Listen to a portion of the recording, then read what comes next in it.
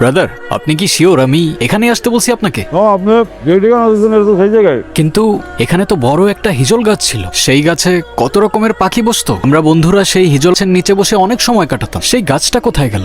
আর সেই পাখিদের খোঁজ কি আপনি জানেন? পাখি হিজল গাছ, চোখের সামনে কত মানুষ হারায় যাইতেছে, দুনিয়া পাল্টায় যাইতেছে, আর আপনি পড়ে আছেন পাখি নিয়ে গাছ। আপনি নিজে একবার হারায় যান না, দেখেন না আপনার খোঁজ কেউ রাখে কিনা। কেউ রাখবো না, সবাই ভুলে যাইব। তা ঠিক বলছেন। ভাইজানকে কাউকে খুঁজতে চাইছেন? জি, আপনি বুঝলেন কি করে? চোখ দেখা ভাইয়া মানুষ খোঁজেন, খুঁজতে থাকেন। আমি জায়গা দেন, ভাড়া দেন। ও হ্যাঁ হ্যাঁ, ওই কি হলো? আর কতক্ষণ লাগবে? সামান্য গরম পানি করতে তো সময় লাগে না। গরম পানি ছাড়া আমি গোসল করতে পারি না, আমার সিলেট হয়ে যাচ্ছে। তাড়াতাড়ি গো। জমিদার রায়হান চৌধুরী আসছে। তুমি জানো না সকালবেলা গ্যাস থাকে না? তুমি কি আমাকে সিলিন্ডার কিনে দিছো? সকালে যখন গ্যাস থাকে না, তুমি কি ভরে উঠতে পারো না? ভরে উঠতে সমস্যা থাকে না। আমাদের যখন গ্যাসের সমস্যা, যাও না নিজের বাবা বাড়িতে বড় একটা সিলিন্ডার নিয়ে এসো। 6 মাস কোনো গ্যাস সমস্যা না থাকে। এই সব উল্টা পাল্টা কথা তুমি আমার বুঝাবা না। ওখানে তোমার চেয়ে অনেক ভালো রান্না করে, আমি ওখানে খেয়ে নিবো। যাও। এই অসময় কে ফোন দিল? কার জন্য তোমার এত তাড়া? হ্যালো? হ্যালো, কবির আছে? জি না ভাইয়া। ও এখনো আছে, একটু পরে থাকবে কিনা বলতে পারছি না। একদম চুপ থাক, একটা কথা বলবা না তুমি। হ্যালো আপু, এটা কবিরের নাম্বার না? জি ভাইয়া, এটা কবিরের নাম্বার। আমি কবিরের ওয়াইফ বলছিলাম। এই জিজ্ঞেস করো না কে কল দিয়েছে। তুমি একদম চুপ থাকো।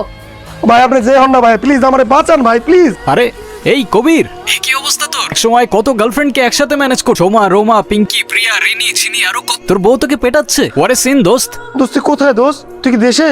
হ্যাঁ ভাই, স্টেশনের দিকে যাচ্ছি। স্মৃতির আয়ু হয়তো মানুষের নিঃশ্বাসের থেকেও কম। যে হিজল গাছের পাখিদের সাক্ষী রেখে আমরা শৈশব বুনেছিলাম, আজ তার চিহ্নটুকুও নেই। আমি জানি না এই শূন্যতা আমায় কোথায় নিয়ে যাবে, কিংবা আমার বন্ধুরা আজও আমায় মনে রেখেছে কিনা। সবকিছুই কি আসলেই এত ক্ষণস্থায়ী, নাকি সময়ের এই ধুলোবালি সরালেই দেখা মিলবে ফেলে আসা সব রঙিন স্মৃতি? আলহামদুলিল্লাহ, তোরা কেমন আছিস? ভালো। তুই আমাদের রেখে চলে গেছিলি কেন? আরে বাদ দে না। কোনো বাদ দেওয়া যাবে না, আজকে তোর বিচার আমরা দুজন করবো। কিসের বিচার? দাঁড়া, ব্যাগটা তো নিতে দে। তুই অনেক পাল্টে গেছিস তাই না দোস্ত? তোরাও তো পাল্টে গেছিস। আর কবির, এই কি অবস্থা তোর? এক সময় 36টা মেয়ের সাথে 35 মাস প্রেম করবার রেকর্ড। এই কি অবস্থা তোর? What's going on brother? এখন সকাল বিকাল বউর ঝাড়ি খাই। গো, তুমি কোথায়? কতক্ষণ তোমার চাঁদ মুখখানা দেখি না, একটু বাইরে আসো। তোর বাড়িতে কেউ নেই নাকি? এমন শুনশান আর ভৌতিক ভৌতিক লাগছে। ঠিক হয়ে যাবে কিছুক্ষণ পরে। তুমি আবার আসছো কেন? আবার সাথে করে কাকে নিয়ে আসছো তুমি? আমাদের সাথে একটা স্পেশাল গেস্ট আছে, মানে দয়া করে ইজ্জতটা পাঁচশো ধরেন। আপনার বন্ধুর কোনো মানিজ্জত আছে? বউকে বাপের বাড়ি চলে যাইতে বলে, পচা মাছ নিয়ে আসে বউকে খাওয়ানোর জন্য। আরে না না ভাবি, আমি রায়ান, স্পেশাল কোনো গেস্ট না, ওদের বন্ধু। ও আচ্ছা, কোনো সমস্যা নেই ভাবি, আপনি বললে আমরা চলে যাচ্ছি। যেতে হবে না, আসেন ভিতরে আসেন। আপনি কতদিন থাকবেন? খুব বেশি দিন থাকবো না ভাবি, 2-1 দিন থেকেই চলে যাব। আমি আসলে একটা মেয়ের খোঁজে এসেছি। ওর সাথে আমার প্রথমবার ইনস্টাগ্রামে কথা হয়। প্রথম দিকে তো আমি তেমন একটা পাত্তা দিইনি, ভেবেছিলাম টাইম পাস করার জন্য কোনো ফেক আইডি হবে হয়তো। তারপর ধীরে ধীরে ও আমার খুব অদ্ভুতভাবে খেয়াল নিতে শুরু করে। আমি কখন খাই, কখন ঘুমাই, এমনকি আমার মন খারাপের দিনগুলো ও দূর থেকে কেমন যেন বুঝে ফেলতে পারতো। আচ্ছা, তার মানে এটা ফেক অ্যাকাউন্ট না? আমাদের সবসময় টেক্সটে কথা হতো। তাহলে এটা যে ফেক অ্যাকাউন্ট না, তুই এটা কিভাবে বুঝলি? সবকিছু চোখে দেখতে হয় না, সত্য অনুভব করা যায়। ওর অ্যাকাউন্টের নাম হচ্ছে অচিনপুরের কন্যা। কন্যা দেখে তুই বুঝে ফেলি ওটা মেয়ে? আমি যখন রোমে ছিলাম অনেক ডিপ্রেশনে ছিলাম। একটা সময় তো সুইসাইড করারও ডিসিশন নিয়ে নিয়েছিলাম। সেটা নিয়ে যখন একদিন স্টোরি দেই, সেটার রিপ্লাইয়ে ওর সাথে আমার প্রথম কথা হয়। তারপর এক কথায় দু কথায় রিলস শেয়ার করা, প্রিয় গান, আরো কতভাবেই বন্ধুত্ব। আর তারপর কেটে যায় 3টা বছর। আচ্ছা, তুই কখনো ছবি দেখতে চাস না? না, কিন্তু ওর প্রোফাইলেও একবার একটা ছবি দিয়েছিল। পুরো ফেস তো দেখা যায় না, কিন্তু এক সাইডের চুলে ঢাকা ফেস দেখা যায়। এই দেখ, এই যে। মনে হচ্ছে আজ বহু বছরের ঘুম ভেঙে এই মাত্র চোখ মেললাম। আর চোখ মেলতেই চেনা জগৎটাও কেন যেন বড্ড বেশি অচেনা হয়ে গেল। হৃদয়ের এক অবুঝ টানে আমি আজ একাকী মুসাফির, ছুটে এলাম তাহার খোঁজে অচিনপুরে। তুই কি শিওর ও এই কলেজেই পড়ে? অনেক বাকি সে।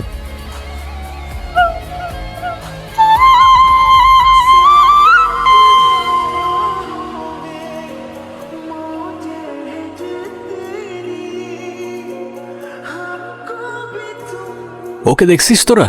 কাকে? ওই মেয়েটা। সকাল সকাল মানে দুপুরবেলা স্বপ্ন দেখাস? এই যে দেখ, রেহানা আক্তার, রোল এত, সেমিস্টার 5, 4 নাম্বার। ফোন দিয়ে চল।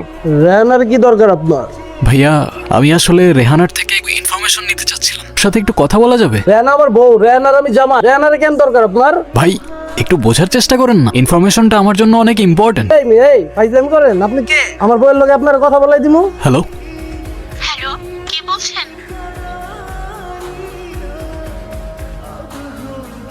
জি ভালো থাকবেন। পেয়েছিস? ঠিকানা কবে আসলেন?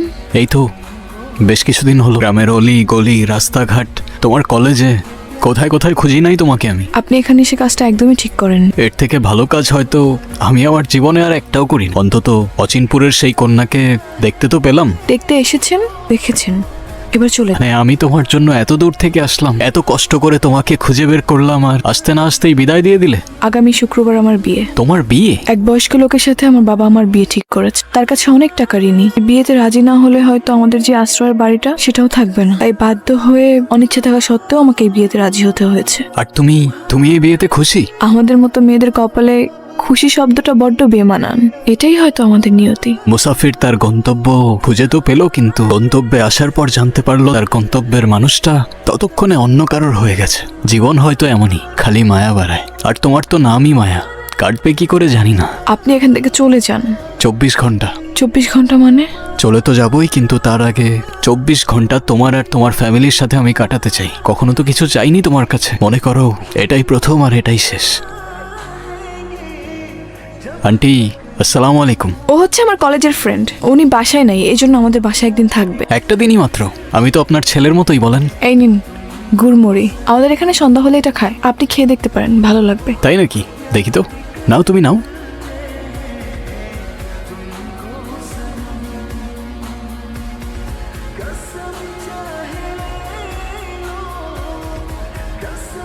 ভালো থেকো আর সবাইকে আগলে রেখো।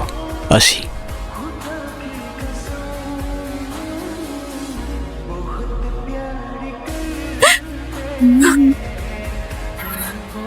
আপনি আবারও আমাদের বাড়িতে আসছেন? এই কি সমস্যা আপনার? মানে কি আপনি আমাকে বিয়ে করবেন দেখে যখন তখন আমাদের বাড়িতে এই যে তোমার বাপ, এর কাছে আমি টাকা পাইতাম, টাকা বুঝাই দিছে, টাকা যখন পাইয়া গেছে এখন আর তোমাদের সাথে কোনো সম্পর্ক নাই। বাবা, তুমি টাকা পাইছো কই? তুই যারে আমাদের বাড়িতে বন্ধু বানায় নিয়ে আসছিলি, ওই ছেলেটা কালকে আমার চেকটা দিল। রায়ান, আপনি প্লিজ না করবেন না। তা কি করে হয়? তাছাড়া মায়া জানলে ও খুব কষ্ট হবে, আর আমি তোমার থেকে চেক নিবই বা কেন? এ বাড়িতে যখন প্রথমবার আসি তখন আন্টিকে মা ডাকি, আর তারপর আপনাকে বাবা। আমার তো বাবা মা নেই, দেশের বাইরে থাকি। এই এতটুকু মুহূর্তের মধ্যেই আমি বাবা মাও পেয়ে গেলাম। আবার আর কি চাই বলেন? আর তাছাড়াও সন্তান যদি কিছু দিতে চায় বাবা মাদের না করতে নেই। আপনি প্লিজ এটা রাখুন। আপনি রাখলে আমি অনেক খুশি হব বাবা। বাবাও কোথায়?